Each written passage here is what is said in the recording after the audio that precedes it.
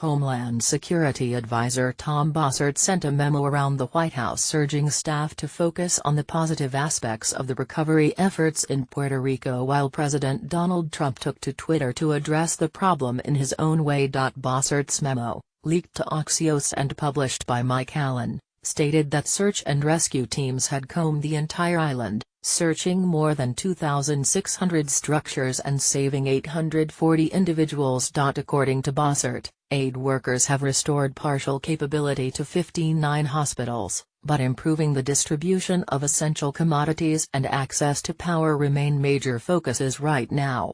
Besides the update on the material conditions on the ground in Puerto Rico, after 3 straight hurricanes racked the island, Bossert's memo urged a cheery media narrative that starkly clashed with Trump's own comments on the situation.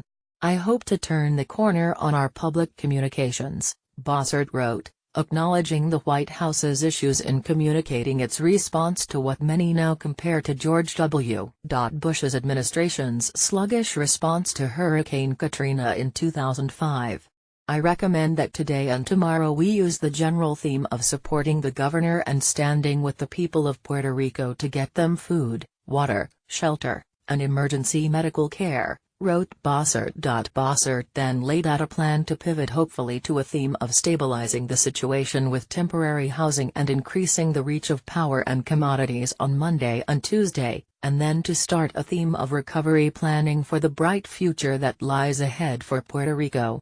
AP photos/Carlos Giusti planned hits, tweets, TV bookings and other work will limit the need for reactionary efforts, wrote Bossert, who seemed to provide officials with a talking point for future discussions. "The storm caused these problems, not our response to it."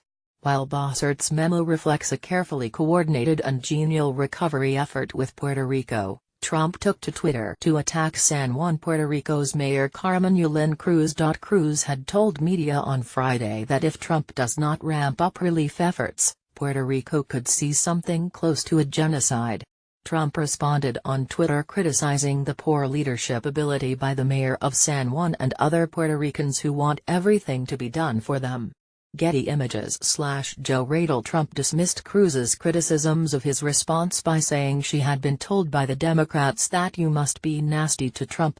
Trump has since praised Puerto Rico's governor on Twitter, while blaming fake news or politically motivated ingrates for the negative coverage of his administration's efforts. While more than half a dozen U.S. Navy ships have been sent to the island, along with more than 5,000 Marines and 10,000 other federal workers, reporters on the island say efforts have been uncoordinated and ineffective.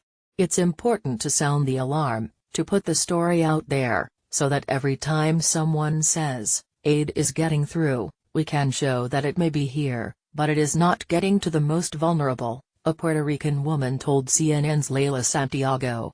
Trump is due to arrive in Puerto Rico on Tuesday, where thousands are still cut off from communications and desperate for food, water, and other essentials.